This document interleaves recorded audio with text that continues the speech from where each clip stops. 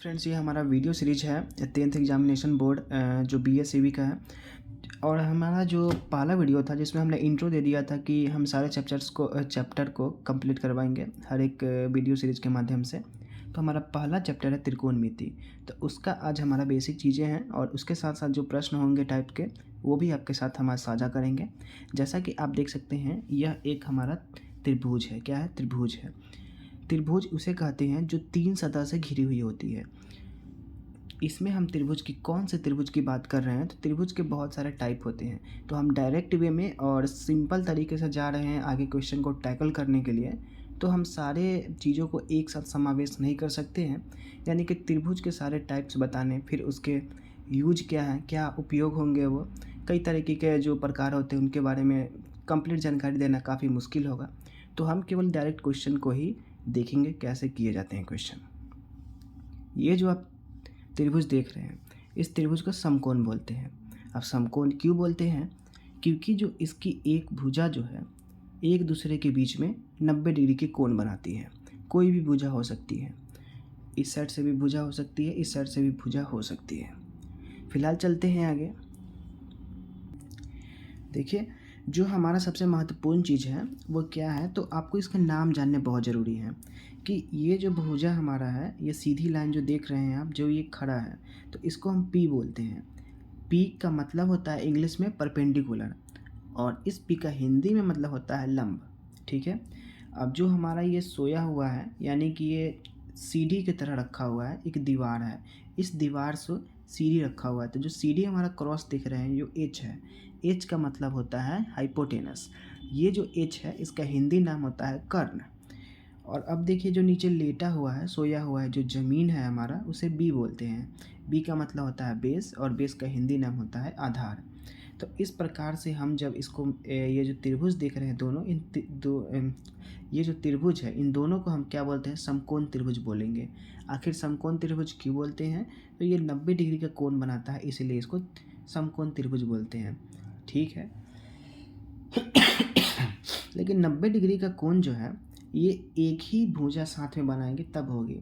आपको एक चीज़ पता होगा कि त्रिभुज के जो तीनों कोण होते हैं, इन तीनों को जब हम जोड़ते हैं तो 180 डिग्री होता है।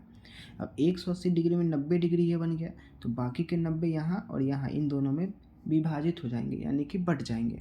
तो आपको इससे ये समझ आ रहा है कि कोई एक भुजा ऐसी होगी जहाँ पे कोण जो बन रहा होगा वो 90 डिग्री का होगा। तो वैसे त्रिभुज को हम लोग बोलेंगे समकोण त्रिभुज। पाइथागोरस प्रमेय हमारा एक बेसिक सा इक्वेशन होता है, यानी कि फॉर्मूला है जिसका हम उपयोग करते हैं क्वेश्चन यानी कि प्रश्नों को हल करने के लिए। तो ये बहुत इंपॉर्टेंट है, इसको याद रखें। H का स्क्वायर बराबर होता है P का स्क्वायर जोड़ B का स्क्वायर। ठीक है। H का मतलब आपको पता ही है, कर्ण होता है। P का स्क्वायर मतलब पता है आपको, यहाँ पे लंब होता है। और B का स्क्वायर मतलब आधार होता है।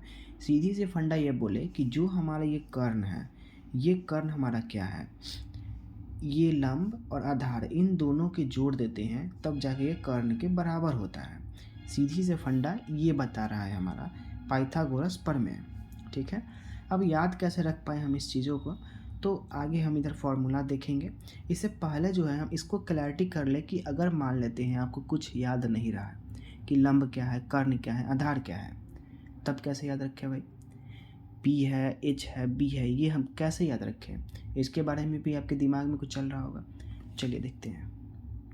देखिए, इसको याद रखने का क्या ट्रिक है? P, H और B। P हमेशा याद रखें कि ये खड़ा रहेगा, यानी कि ये दीवार है, तो P हो गया।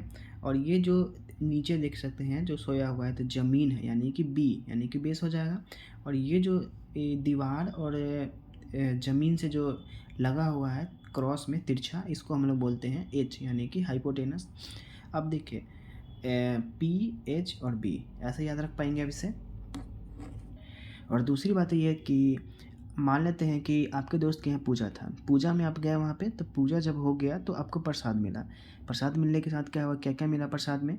तो आपको मिला पूरी मिला, P से पूरी, फिर हलवा मिला, और फिर बर्फ़ी मिला। तो पूरी, हलवा, बर्फ़ी, यानी कि P, H, B, ये तीनों को याद रख पाएंगे आप आसानी से। चलिए, अब लंब, कर्ण और आधार को याद करते हैं। ठीक है। आप मार्केट में गए, और मार्केट में जाने के बाद क्या किए कि दो दोस्त गए लाने के लिए।